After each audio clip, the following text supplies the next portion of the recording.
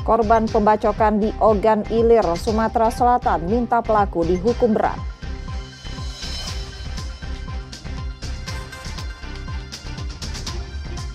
Diduga rusak fasilitas, 3 warga perumahan di Palembang dilaporkan ke polisi.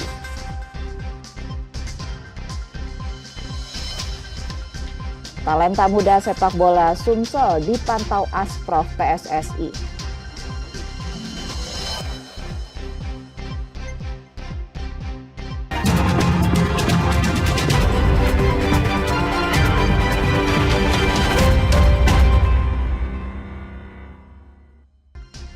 Halo, selamat pagi saudara, apa kabar Anda di hari ini? Seperti biasa kami akan membuka hari Anda dengan sejumlah laporan menarik dari Sumatera Selatan dan daerah lain di Sumatera bagian selatan. Selain berita utama tadi saudara, masih ada informasi menarik lainnya yang akan kami sampaikan untuk Anda. Bersama saya Reski Oktora, Anda menyaksikan Kompas Sumbaksel di Kompas TV, independen terpercaya.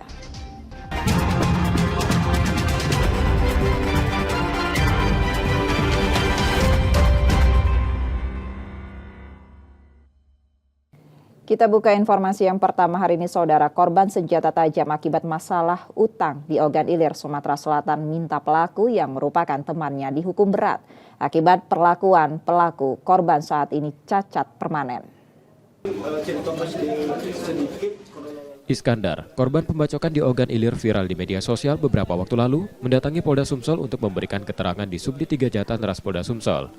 Korban mengungkapkan, akibat perbuatan tersangka tangannya saat ini cacat permanen. Korban meminta tersangka yang merupakan temannya dihukum berat. Korban juga menepis tuduhan tersangka yang tidak membayar hutang sewa alat berat dan menjadi pemicu pembacokan tersebut. Iskandar menerangkan, saat itu tersangka menawarkan penyewaan alat berat miliknya seharga Rp800.000 per 1 jam. Korban yang akan menyewa 1 jam, namun tersangka memberikan 2 jam dengan 1 jam gratis. 1 pekan setelahnya korban membayar biaya penyewaan pada tersangka. 3 hari sebelum pembacokan, tersangka sempat ke rumah saat korban tengah pergi. Masalah utang piutang itu tidak ada utang, itu jasa sudah dibayar. Kalau utang piutang itu duit ke duit. Ini dia kerja jasa sebanyak 1 jam, 2 jam katanya tidak apa-apa, 1 jam gratis. Nah 800 berarti kan? Ya kita sudah bayar, keterangannya tadi lah. Tidak berubah. Nah, jadi itu demi Allah, demi Rasul sudah. Uang sebanyak 800 itu lunas. Sementara tersangka saat ini menjalani proses hukum di Polda Sumsel. Reski Oktora, Muklas Diferensial, Kompas TV, Palembang, Sumatera Selatan. 3 warga dilaporkan pengelola salah satu perumahan elit di Palembang, Sumatera Selatan usai melakukan pengrusakan fasilitas yang sempat ramai di media sosial. Hal itu berawal dari keributan yang diduga dipicu permasalahan iuran izin pemeliharaan lingkungan.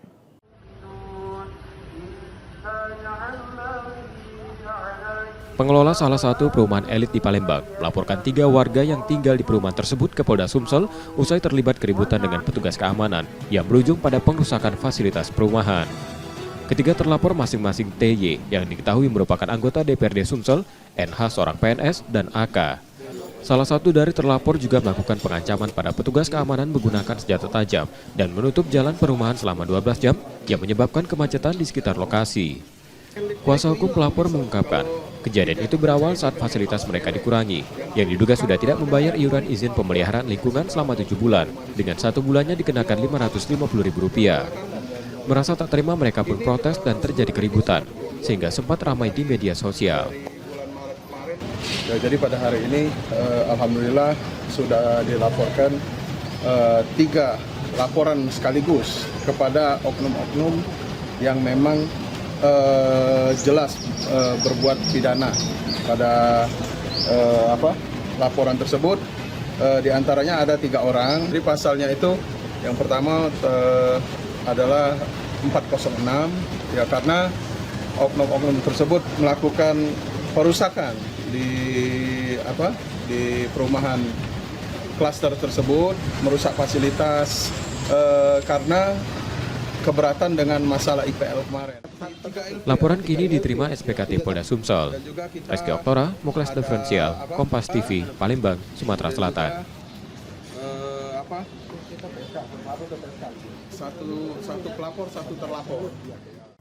Efisiensi anggaran yang diterapkan pemerintah berdampak pada sektor layanan transportasi publik di Kota Palembang. Pemkot Palembang mengungkapkan BRT di Palembang koridornya berkurang, dari kini hanya 2 koridor. Efisiensi anggaran ikut mempengaruhi ke sektor transportasi publik, salah satunya bus rapid transit. Pemkot Palembang membenarkan jika per 1 Januari 2025, koridor bus rapid transit di kota ini berkurang dari 5 koridor menjadi 2 koridor. Masing-masing koridor 2 Terminal Sako Palembang Icon dan koridor 5 Tanjung Barangan Palembang Icon. Sebelumnya Pemkot sudah berusaha untuk bekerja sama dengan swasta, namun masih belum memenuhi beberapa persyaratan. Untuk kerjasama swasta itu kan perlu standar ya. Nah standar itu kemarin yang belum dicukupi. Apa itu? Jumlah penumpang yang kalau nggak salah jumlah penumpang itu ketika kita memenuhi baru bisa masuk. Tapi nanti cek lagi itu kan teknis. Harapannya bahkan kita bertambah waktu itu kan kita mengusulkan untuk penambahan koridor. Justru penambahan koridor. Waktu ketika Wamenhub datang kita kan mengusulkan penambahan koridor. Upaya Pemkot untuk mengatasi hal itu dengan mengajukan penambahan rute feeder LRT dari 7 rute menjadi 17 rute pada Kementerian Perhubungan Republik Indonesia. Nur Muhammad, Kompas TV, Palembang, Sumatera Selatan.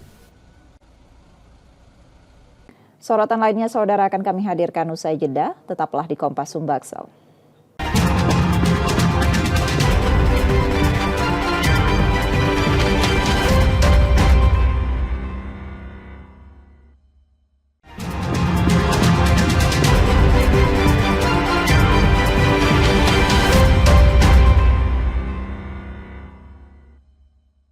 Terima kasih saudara masih bersama kami di Kompas Sumbaksel dan saatnya kita melihat sorotan dari daerah di Sumatera bagian selatan. Berikut laporan dari Lampung dan Kepulauan Bangka Belitung.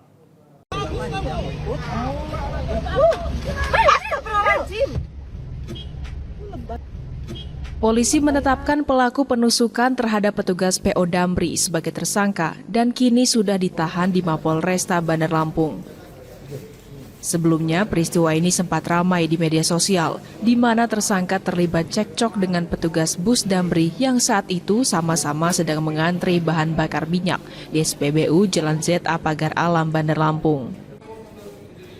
Tersangka emosi lantaran mobil yang dikendarainya lecet saat bersenggolan dengan bus Damri tersebut. Sementara dalam pengakuannya, tersangka merasa hilaf dan menyesali perbuatannya melakukan penusukan terhadap korban. Akan ada mobil diserempet, ya terus terjadi cekcok dan saya emosi, saya hilaf karena ada faktor-faktor ini. Yang pertama anak saya menangis di atas mobil. Dan kedua, memang saya 10 hari yang lalu istri saya baru meninggal. Iya. Itu senjata memang kita bawa terus tuh? Ada di mobil. Di mobil. Artinya senjata itu kita ambil dari mobil baru kita tusukkan. Polisi menyebut akibat perbuatan tersangka, korban harus dirawat di rumah sakit akibat beberapa luka tusuk di bagian lengan dan dada. Tersangka sendiri menyerahkan diri ke kantor polisi pasca peristiwa yang terjadi.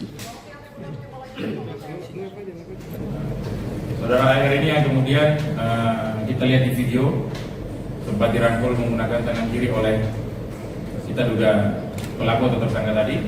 Kemudian di nusuk yang pertama di arah perut berhasil ditangkis oleh saudara AR korban sehingga jarinya yang terluka dan kemudian baru ditusuk lagi ke arah dada tapi tidak terlalu dalam. Jadi luka 1 jahitan di dada dan 5 jahitan di jari. Untuk mempertanggungjawabkan perbuatannya, tersangka dijerat pasal 351 KUHP tentang tindak penganiayaan dengan ancaman hukuman 5 tahun penjara. Roma Afria Idam, Kompas TV, Lampung.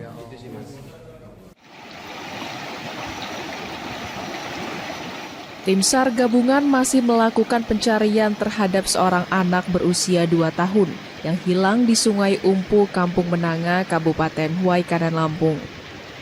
Sementara sebelumnya, ibu korban berinisial S melaporkan ke polisi atas hilangnya sang anak saat sedang bermain ponsel genggam di rumah. Namun, setelah diselidiki polisi, terungkap korban hilang diduga sengaja dihanyutkan ibunya saat sedang dimandikan di sungai. Dari hasil penyelidikan dan pemeriksaan saksi-saksi, polisi menduga bahwa sang ibu mengalami gangguan kejiwaan.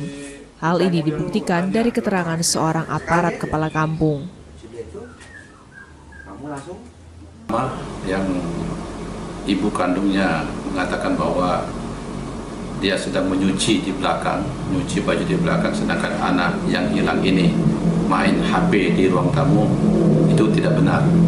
Itu hanya skenario dari ibunya. Dan untuk diketahui, menurut beberapa keterangan dari warga kampung Menanga Siamal, dan ada surat keterangan juga dari kepala kampung dan puskes, untuk ibu korban ini ternyata dalam gangguan kejiwaan. Dan pada hari ini juga kita merujuk ibu korban ini untuk ke Rumah Sakit Bayangkara untuk dilakukan pengecekan kejiwaan. Saat ini tim SAR gabungan masih melakukan pencarian terhadap korban balita berusia 2 tahun dengan menyisiri Sungai Kampung Menanga, Kabupaten Waikanan, Lampung. Sementara sang ibu terduga pelaku akan menjalani pemeriksaan kejiwaan. Tim Liputan Kompas TV, Lampung.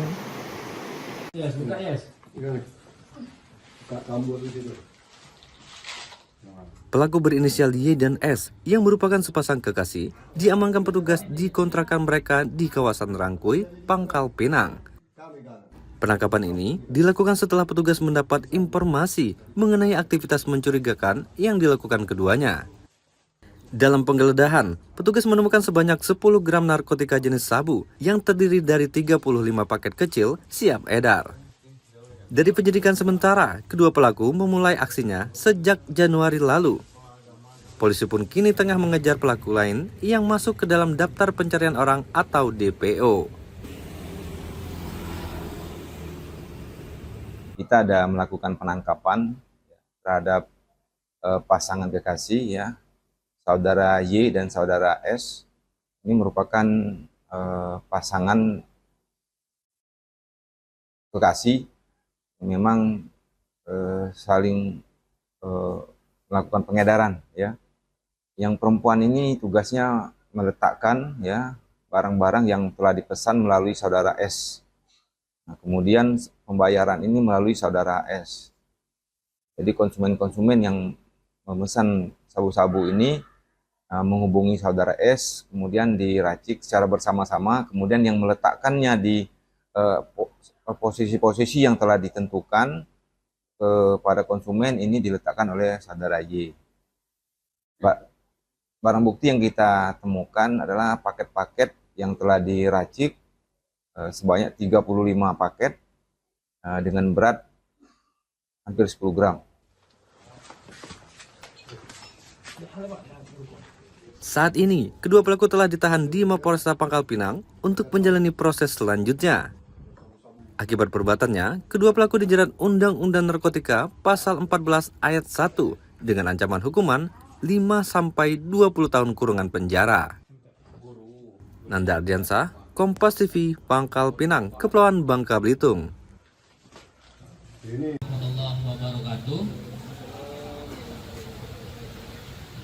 Anggaran pemilihan kepala daerah atau Pilkada ulang 2025 di Pangkal Pinang mencapai 19 miliar rupiah. Anggaran tersebut akan digunakan untuk mendanai semua tahapan Pilkada 2025 dan untuk memfasilitasi hingga 7 pasangan calon yang akan bertarung dalam pemilihan wali kota dan wakil wali kota mendatang. Keputusan ini diambil setelah adanya pencermatan menyeluruh bersama pihak-pihak terkait, memastikan bahwa semua aspek pelaksanaan pilkada dapat berjalan dengan lancar. 19M itu untuk tahapan yang normal ketika ad hoc-nya ada rekrutan ulang, ketika ada coklit dan rekrutmen pantarli. Kemudian untuk 19M itu juga untuk 7 pasangan calon. Nanti jika memang surat keputusan dari KPRI bahwa ad hoc-nya diangkat atau dievaluasi saja, kemudian data pemilih ini berdasarkan data yang masuk dari dari Dukcapil atau dicoklit oleh PPS, itu kan berarti lebih ramping lagi anggaran kita, jadi nggak sampai 19 M. Apalagi misalnya nanti pesertanya nggak sampai 7 peserta kan, nanti mungkin lebih irit karena. Sebelumnya, KPU Pangkal Pinang telah menggelar rapat pleno untuk menetapkan wali kota dan wakil wali kota Pangkal Pinang tahun 2025. Penetapan ini dilakukan setelah hasil sebelumnya menunjukkan bahwa kolom kosong dinyatakan menang atas pasangan tunggal dalam Pilkada serentak 2024 lalu. Selanjutnya, berdasarkan peraturan yang disusun oleh KPU RI, pemilihan ulang wali kota dan wakil wali kota di Pangkal Pinang akan digelar pada 27 Agustus mendatang. Nanda Ardiansah, Kompas TV, Pangkal Pinang, Kepulauan Bangka Belitung. Demikian tadi sorotan dari Lampung dan Kepulauan Bangka Belitung, saudara. Usai jeda, kami akan kembali lagi. Tetaplah di Kompas Sumbaksel.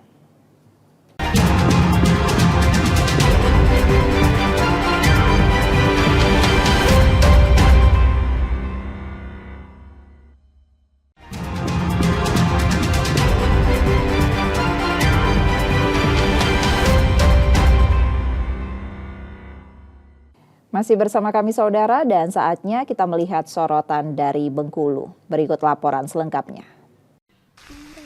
Kemunculan beruang madu dewasa berukuran cukup besar ini tertangkap kamera warga saat tengah berada di perkebunan di Desa Padang Tambak, Kecamatan Karangtinggi, Bengkulu Tengah. Warga dibuat khawatir karena posisi beruang tepat berada di perkebunan sawit yang menjadi lokasi aktivitas petani sehari-hari. Selain itu, kemunculan beruang juga berada tak jauh dari permukiman warga, sehingga ditakutkan dapat menyerang warga sewaktu-waktu. BKSDA Bengkulu saat ini sudah mengerahkan tim patroli ke lokasi. Petugas juga akan memasang perangkap untuk mengevakuasi beruang tersebut.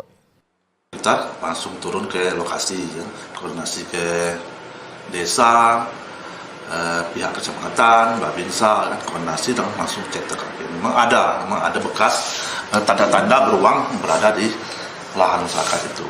Itu tampak kelihatannya dari dia gali-gali tempat kayak semun apa ya yang di tanah itu. Bekas cakarannya itu. Ya, bekas cakarannya itu. Nah, rencananya hari ini tim juga yang dari seksi wilayah 2 akan turun lagi ke lokasi. Warga sementara waktu diminta untuk berhati-hati dan selalu memantau aktivitas sekitar saat berada di perkebunan. Bayazir Al-Rehan, Kompas TV Bengkulu. Sebelumnya aksi pencurian sepeda motor terjadi di Jalan Gunung Bungkuk, Kota Bengkulu pada waktu dini hari. Dari rekaman CCTV tampak dua pelaku masuk ke bagian garasi kendaraan, lalu merusak kunci kontak dan membawa kabur motor korban. Korban yang baru menyadari motornya telah raib langsung melapor ke polisi. Hilangnya itu di rumah, di garasi. Kejadiannya pukul 2 pagi. Kita sadarnya motor hilang itu pada pukul 3 pagi karena kebetulan kakak baru pulang dari kerja. Nah, jadi setelah sampai rumah menyadari motor kurang satu. Terus setelah cek CCTV, ternyata ada rekaman bahwa ada pelaku curanmor melakukan pencurian pada motor kami. Polisi yang mendapat laporan korban langsung melakukan penyelidikan dan olah tempat kejadian perkara. Polisi kemudian mengetahui keberadaan pelaku yang berupaya kabur keluar Bengkulu. Saat pengejaran, polisi mendapati motor korban sudah ditinggalkan komplotan maling di jalan lintas Kabupaten Bengkulu Tengah karena kehabisan bahan bakar. Didapat informasi bahwa ada ditemukan satu buah kendaraan yang ditinggalkan di seputaran Polsek Talang 4. Kemudian dari situ didapati kabar, kemudian tim operasional kami dari Ratu Agung dikabarin kalau ada diamankan motor di Polsek Talang 4, sehingga tim kami langsung berangkat ke sana untuk menyesuaikan identitas kendaraan tersebut. Dan setelah disesuaikan ternyata benar yang dilaporkan ke kami pagi harinya, yang siangnya sudah alhamdulillah sudah ditemukan. Saat ini motor hasil curian sudah dikembalikan kepada korban, sementara pelaku masih dalam pengejaran.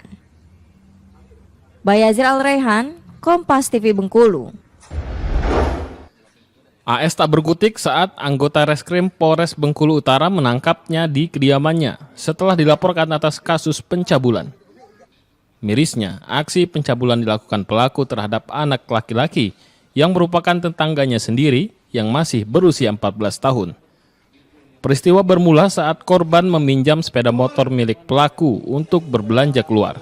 Setelah mengembalikan motor, pelaku justru memperdaya korban agar menuruti kemauannya. Korban juga diberi uang Rp75.000. Setelah kembali ke rumah, korban langsung menceritakan aksi bejat yang dilakukan pelaku ke orang tuanya. Ada warga dari Kecamatan Kota Arga Makmur membawa anaknya laki-laki, seorang anak laki-laki yang di bawah umur, untuk melaporkan kegiatan cabul di bawah umur yang dilakukan oleh sesama jenis. Setelah itu, setelah kami selidiki, kami periksa saksi, kami mendapati bahwa terduga pelakunya adalah seorang laki-laki yang mempunyai salon di Kecamatan Kota Arga Makmur. Memberikan anak uang sebesar 50.000 dan pernah juga anak diberikan uang 25.000 dan cukur gratis di salonnya. Saat ini pelaku masih diperiksa polisi untuk mengetahui apakah ada korban lain dari aksi pencabulan yang dilakukannya. Bayazir Al-Raihan, Kompas TV Bengkulu. IS anggota Polri berpangkat Aibda yang berdinas di Polresta Bengkulu diberhentikan tidak dengan hormat dari tugasnya setelah tidak menjalankan tugas selama 1 tahun. Aibda IS sebelumnya bertugas di Satuan Samapta Polresta Bengkulu. Keputusan PTDH didasari atas sidang kode etik Polri yang menyatakan bahwa Aibda IS tidak lagi memenuhi syarat untuk menjadi anggota Polri. Upacara PTDH yang dilakukan juga tanpa kehadiran langsung dari Aibda IS dan hanya diwakilkan oleh anggota Polri yang membawa fotonya. Tidak melakukan pekerjaannya dengan baik. Jadi bentuk punishment, kalau misalkan punishment yang paling tinggi adalah dengan melakukan PTDH. Jadi mereka karena sudah ada keputusannya, kemudian kita secara simbolis tadi diupacarakan untuk pelepasan anggota. Karena mereka sudah tidak masuk kerja hampir 1 tahun, kemudian kita sidangkan, kemudian turun keputusan PTDH dari Bapak Kapolda, kita upacarkan. Dengan keputusan ini, Polresta Bengkulu menekankan komitmennya dalam menegakkan disiplin dan menjaga integritas Polri demi pelayanan baik ke masyarakat. Bayazir Al-Raihan, Kompas TV Bengkulu. Demikian tadi sorotan dari Bengkulu, saudara. Usai jeda kami akan kembali lagi. Tetaplah di Kompas Sumbaksel.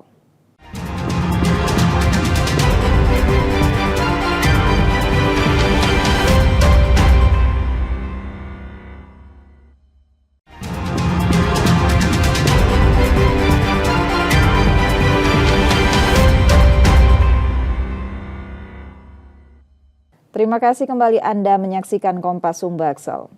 Pemerintah Kota Palembang siap menerapkan rencana 2 hari kerja dari mana saja atau work from anywhere bagi aparatur sipil negaranya. Saat ini Pemkot tengah mendiskusikan rencana tersebut dengan organisasi perangkat daerah.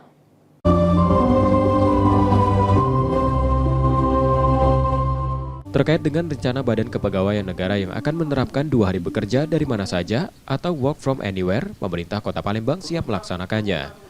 Pemerintah kota saat ini tengah berkomunikasi dan berdiskusi dengan organisasi perangkat daerah terkait mekanisme pelaksanaannya. Mekanisme pelaksanaan pola kerja ini tengah dikaji BPKAD. Rencana 2 hari work from anywhere dan 3 hari work from office merupakan salah satu efisiensi anggaran yang dilakukan saat ini. Mekanismenya seperti apa yang diarahkan dari pemerintah pusat, nanti kita teknisnya nanti dari BPKAD yang akan menyampaikan. Tapi setidaknya kita akan support, kita akan juga melakukan hal yang sama seperti yang dilakukan oleh pemerintah daerah lainnya. Sedang kita bahas. Kemarin sudah dirapatkan beberapa kali, nanti kita akan tindak lanjut. Sebelumnya, BKN akan menerapkan WFA selama 2 hari dan WFO selama 3 hari dalam seminggu, yang tertuang Inpres nomor 1 tahun 2025 terkait dengan efisiensi APBN dan APBD. Nur Muhammad, Kompas TV, Palembang, Sumatera Selatan. Kepala Dinas PUPR Banyuasin Sumatera Selatan, Kabag Humas DPRD Provinsi Sumatera Selatan dan seorang kontraktor ditetapkan sebagai tersangka dugaan korupsi pembangunan kantor lurah, pengecoran jalan dan pembuatan drainase. Para tersangka mengatur pemenang lelang dengan fee sebesar 800 juta rupiah. Kejaksaan Tinggi Sumatera Selatan menetapkan 3 orang tersangka kasus dugaan korupsi pembangunan kantor lurah, pengecoran jalan dan pembuatan drainase di Kecamatan Talang Kelapa, Banyuasin, Sumatera Selatan. 3 tersangka masing-masing Apriansa, Kepala Dinas PUPR Banyuasin, Ari Martareso, Kabag Humas DPRD Sumatera Selatan, dan seorang kontraktor Wisnu Andrian Fatra. Dari tersangka, jaksa menyita uang tunai sebesar 800 juta rupiah. Cara tersangka mengatur pemenang lelang dengan meminta fee di awal sebesar 800 juta rupiah, serta pengerjaan proyek tidak sesuai kontrak dari nilai proyek 3 miliar rupiah yang bersumber dari dana keuangan bersifat khusus APBD Sumsel tahun 2023. Bahwa peran daripada masing-masing tersangka, yaitu mereka secara bersama-sama telah melakukan perbuatan KKN, korupsi dan nepotisme berupa suap dalam hal ini yaitu berkaitan dengan komitmen fee. Selanjutnya, ketiga tersangka ditahan di Rutan Pak Jo Palembang selama 20 hari ke depan agar tidak melarikan diri dan menghilangkan barang bukti. Yudi Kiswanto, Kompas TV, Palembang, Sumatera Selatan. Sementara itu, Kejaksaan Negeri Palembang menetapkan 2 tersangka baru dari operasi tangkap tangan Kepala Dinas Tenaga Kerja dan Transmigrasi Sumatera Selatan. 2 tersangka masing-masing Kepala Bidang Disnaker Trans Sumsel dan 1 pihak swasta.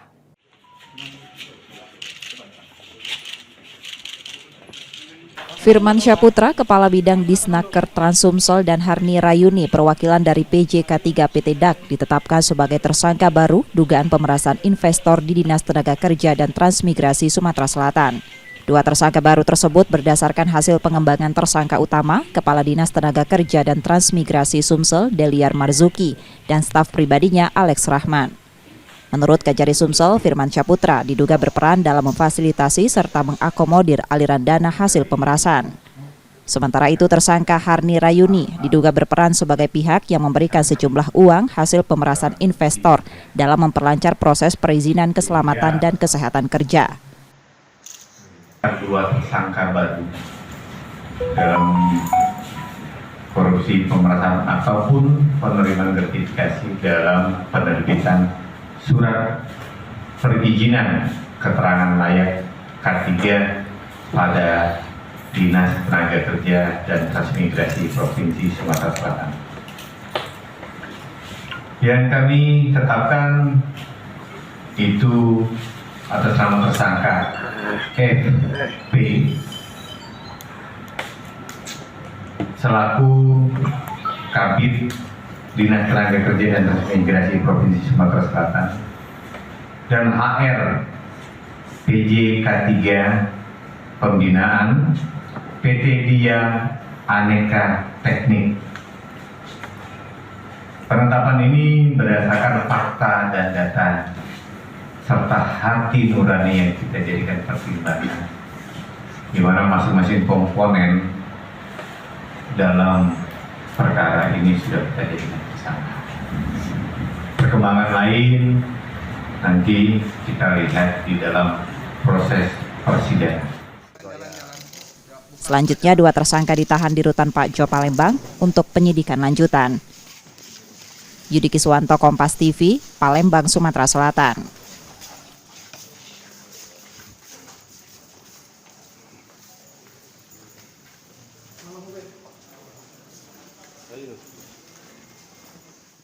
Usai jeda saudara, kami akan kembali lagi. Tetaplah di Kompas Sumbaksel.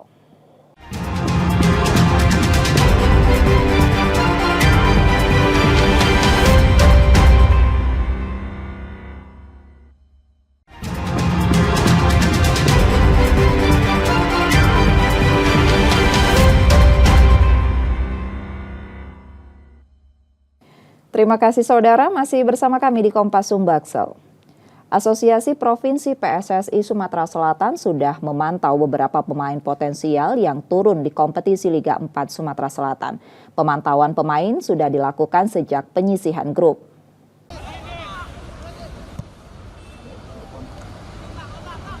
Sejak penyisihan grup, beberapa asosiasi Provinsi PSSI Sumatera Selatan telah memantau sejumlah pemain potensial yang turun di Liga 4 Sumsel 2025. Asprof PSSI Sumsel juga mencatat beberapa nama pemain yang mampu menunjukkan potensinya sejak penyisihan.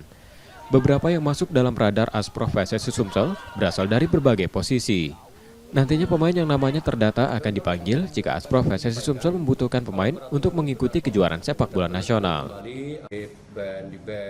Sudah kita pantau karena secara tidak ini kita sudah juga menurunkan tim talent scouting. Manakala kita diperlukan untuk membentuk tim mewakili Sumatera Selatan, kita sudah punya data, sudah punya nama-nama, baik itu tim yang sudah menyelesaikan pertandingan di bawah penyisihan maupun nanti sampai maju ke babak final. Di babak 6 besar, Asprof PSSI Sumsel optimis jika potensi pesepak bola muda akan muncul dari kompetisi ini. Nur Muhammad, Kompas TV, Palembang, Sumatera Selatan. Sementara itu, Saudara, 287 atlet Sumatera Selatan akan tergabung dalam program Sriwijaya Gold 2025. Atlet program ini merupakan atlet cabur potensial.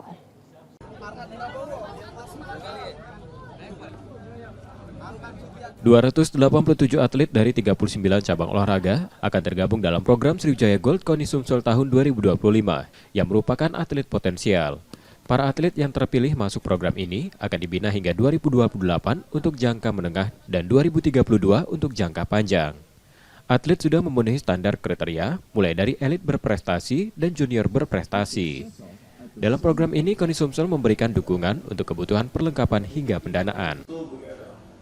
Kita sudah petakan berdasarkan data dari cabur nanti atlet-atlet yang sudah kita tetapkan ini adalah atlet-atlet yang sudah masuk dari kriteria yang kita sudah tetapkan melalui standar dari KONI Sumatera Selatan.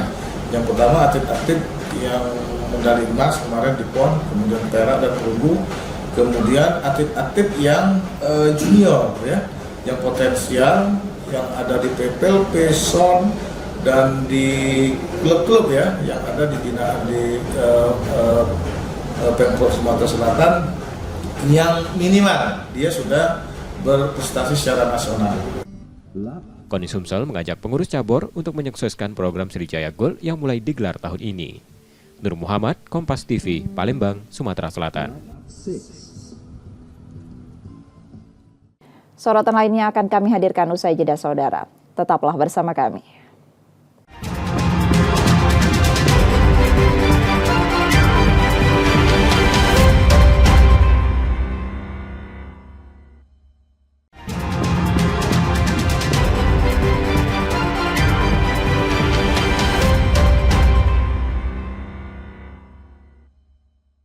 Terima kasih Saudara masih bersama kami, dan jika Anda tidak sempat menyaksikan sorotan utama kami, berikut kilasan laporan utama Kompas Sumbaksel hari ini. Iskandar, korban pembacokan di Ogan Ilir viral di media sosial beberapa waktu lalu, mendatangi Polda Sumsel untuk memberikan keterangan di Subdit 3 Jatan-Ras Polda Sumsel. Korban mengungkapkan, akibat perbuatan tersangka tangannya saat ini cacat permanen. Korban meminta tersangka yang merupakan temannya dihukum berat. Korban juga menepis tuduhan tersangka yang tidak membayar hutang sewa alat berat dan menjadi pemicu pembacokan tersebut. Iskandar menerangkan, saat itu tersangka menawarkan penyewaan alat berat miliknya seharga Rp800.000 per 1 jam. Korban yang akan menyewa 1 jam, namun tersangka memberikan 2 jam dengan 1 jam gratis. 1 pekan setelahnya korban membayar biaya penyewaan pada tersangka. 3 hari sebelum pembacokan, tersangka sempat ke rumah saat korban tengah pergi. Masalah utang piutang itu tidak ada utang, itu jasa sudah dibayar. Kalau utang piutang itu duit ke duit. Ini dia kerja jasa sebanyak 1 jam 2 jam katanya tidak apa-apa, 1 jam gratis. Nah 800 berarti kan? Ya kita sudah bayar, keterangannya cak tadi lah. Tidak berubah. Nah, jadi itu demi Allah demi Rasul sudah. Uang sebanyak 800 itu lunas. Sementara tersangka saat ini menjalani proses hukum di Polda Sumsel. Rizky Oktora, Muklas Diferensial, Kompas TV, Palembang, Sumatera Selatan.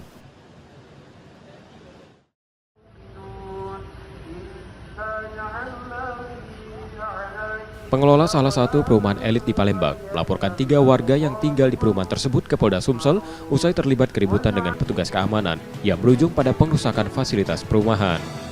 Ketiga terlapor masing-masing TY yang diketahui merupakan anggota DPRD Sumsel, NH seorang PNS, dan AK. Salah satu dari terlapor juga melakukan pengancaman pada petugas keamanan menggunakan senjata tajam dan menutup jalan perumahan selama 12 jam yang menyebabkan kemacetan di sekitar lokasi.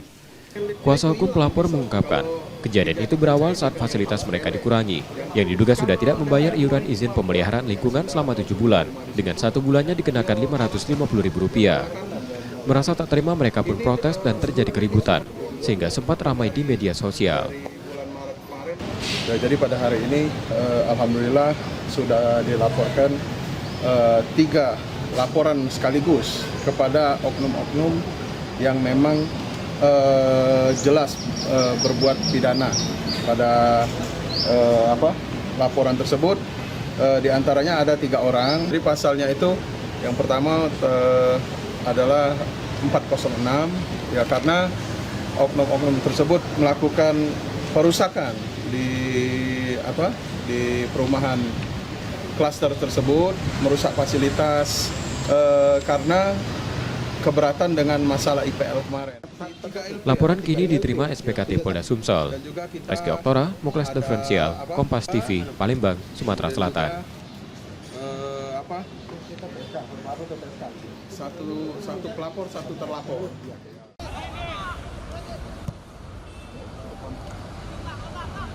Sejak penyisihan grup, beberapa asosiasi provinsi PSSI Sumatera Selatan telah memantau sejumlah pemain potensial yang turun di Liga 4 Sumsel 2025. Asprof PSSI Sumsel juga mencatat beberapa nama pemain yang mampu menunjukkan potensinya sejak penyisihan. Beberapa yang masuk dalam radar Asprof PSSI Sumsel berasal dari berbagai posisi. Nantinya pemain yang namanya terdata akan dipanggil jika Asprof PSSI Sumsel membutuhkan pemain untuk mengikuti kejuaraan sepak bola nasional. Sudah kita pantau karena secara tidak hari ini kita sudah juga menurunkan tim talent scouting.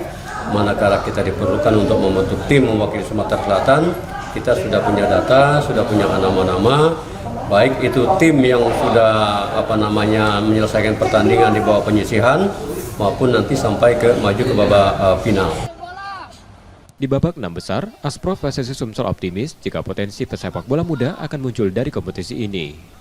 Nur Muhammad, Kompas TV, Palembang, Sumatera Selatan. Informasi tadi saudara menjadi akhir dari Kompas Sumbaksel hari ini. Tetap saksikan konten lokal di Kompas TV setiap hari mulai pukul 4.30 hingga 7 pagi. Kembali kami mengingatkan bagi Anda yang ingin berbagi informasi atau kritik dan saran dapat mengakses media sosial kami di @kompas.tv Palembang. Akhirnya saya Reski Oktora pamit, terima kasih dan tetaplah menyaksikan Kompas TV, independen terpercaya. Sampai jumpa.